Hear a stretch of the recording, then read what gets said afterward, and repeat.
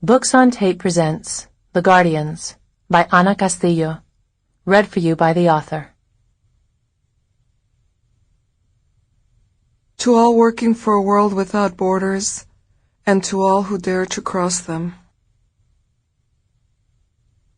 I can fly, but I want his wings. I can shine even in the darkness, but I crave the light that he brings. I can love, but I need his heart. My angel Gabriel.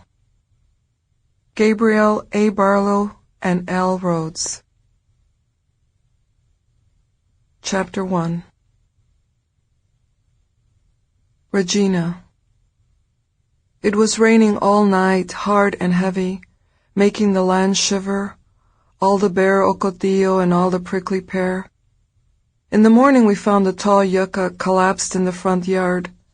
Everything is wet and gray, so the day has not made itself known yet. It is something in between. As usual, I'm anxious. Behind the fog are Los Franklins. Behind those mountains is my brother, waiting. On this side we're waiting too, my 15-year-old nephew Gabo and his dog La Winnie. Winnie has one eye now. She got it stuck by a staghorn cactus that pulled it right out. Blood everywhere that day. By the time Gabo got home from his after-school bagger's job at El Shore Save, I was back from the vets with Winnie, rocking her like a baby. You couldn't blame the dog for being upset, losing its eye and all. I kept Gabo this time around because I want him to finish high school. I don't care what the authorities say about his legal status. We'll work it out, I say to Gabo, who, when he was barely walking, I changed his diapers, which I also tell him. He's still embarrassed to be seen in his boxers. That's okay. I'm embarrassed to be seen in mine too. 30 years of being widowed, you better believe I dress for comfort. Stop all this mourning, my mama used to say. You were only married 6 months. The guy was a drug addict, por Dios. She actually would say that, and repeat it even though Junior died fighting for his country. That's why we got married. He was being shipped off to Vietnam. If the coroner suggested he had needle tracks, well, I don't know about that. Mama always had a way of turning things around for me, to see them in the worst light possible. It's probably not a nice thing to say you are glad your mother's dead, but I am glad she's not around. Can I say that and not worry about a stretch in purgatory? Then I'll say that. We've been waiting a week, me and Gabo, for his dad to come back. He's been back and forth across that desert, dodging the border patrol so many times, you think he wouldn't even need a coyote no more. The problem is, the coyotes and narcos own the desert now. You look out there, you see thorny cactus, tumbleweed, and sand soil forever, and you think, no, there's nothing out there. But you know what? They're out there. Los mero cabrones, the drug traffickers and body traffickers. Which are worse? I can't say.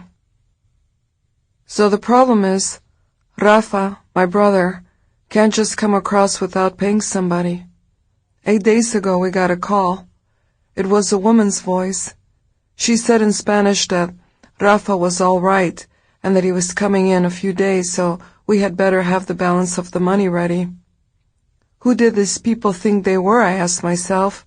That woman on the phone acted so damn cocky. I swear if I knew who she was, I'd report her to the authorities, lock her up for 5 years. How dare she treat people like that? Take advantage of their poverty and laws that force people to cross on their bellies for a chance to make it. Truth is, Rafa should have just stayed last time he came to work the pecans. That's when he finally let me keep his son. Someone in the family's got to finish high school, I said to him. Poor Rafa, all alone like that now, going back and forth, even though I think he has a new wife down in Chihuahua. He won't say nothing out of respect for Gabo's dead mother. Just the mention of Jimena, and the boy falls apart. It's been almost 7 years now, but Gabo was just a child. His mind sort of got stuck in that time when his mother didn't make it. He was here with me that winter, too. When Rafa and Jimena were returning, they got separated. The coyotes said, no, the women had to go in another truck. 3 days later, the bodies of 4 women were found out there in that heat by the border patrol.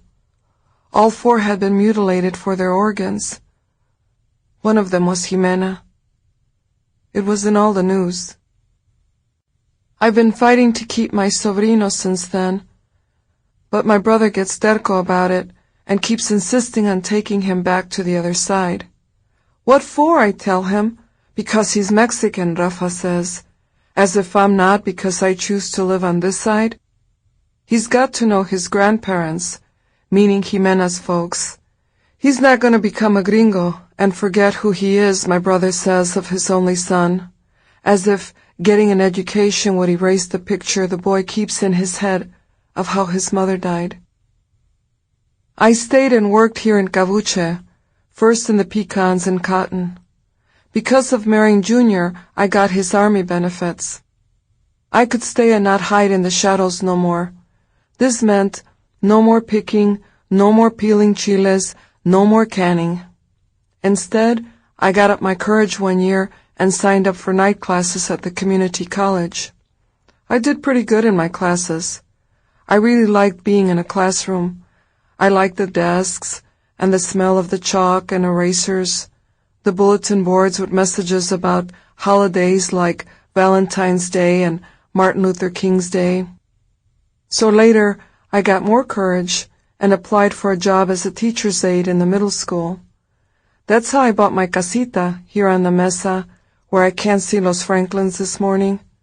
But I know they're out there, playing with me. Like giants, they take the sun and play with people's eyes, changing colors.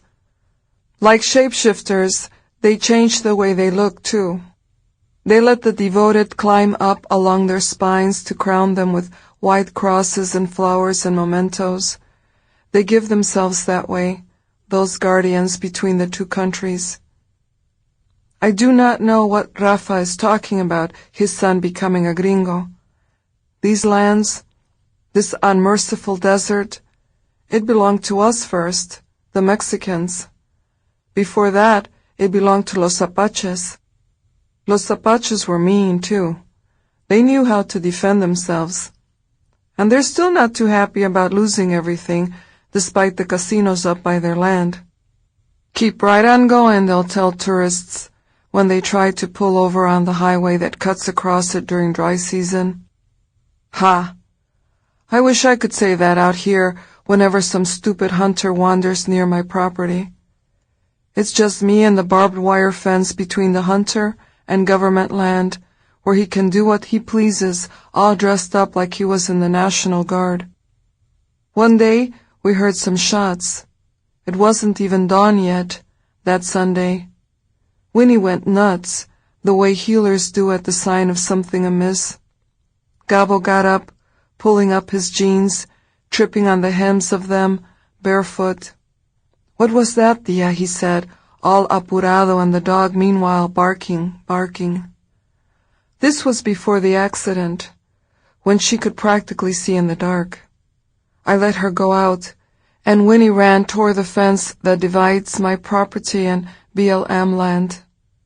"Hey, hey," was all my poor nephew called out. He always freezes up. I think he remembers his mother.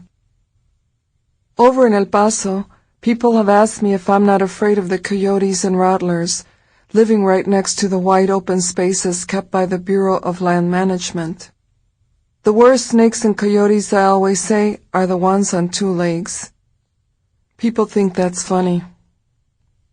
"Hey, hey," Gabo called out again in the dark of the new day out there, with a little less conviction the second time. But La Winnie kept right on barking. I went in the house and got my rifle. When I came out, I went up to the fence and pointed the rifle somewhere I couldn't see. What were they shooting anyway? We don't got any deer around here. "You are way too close to my land," I yelled, like I was Barbara Stanwyck or Doña Va. Sample complete. Ready to continue?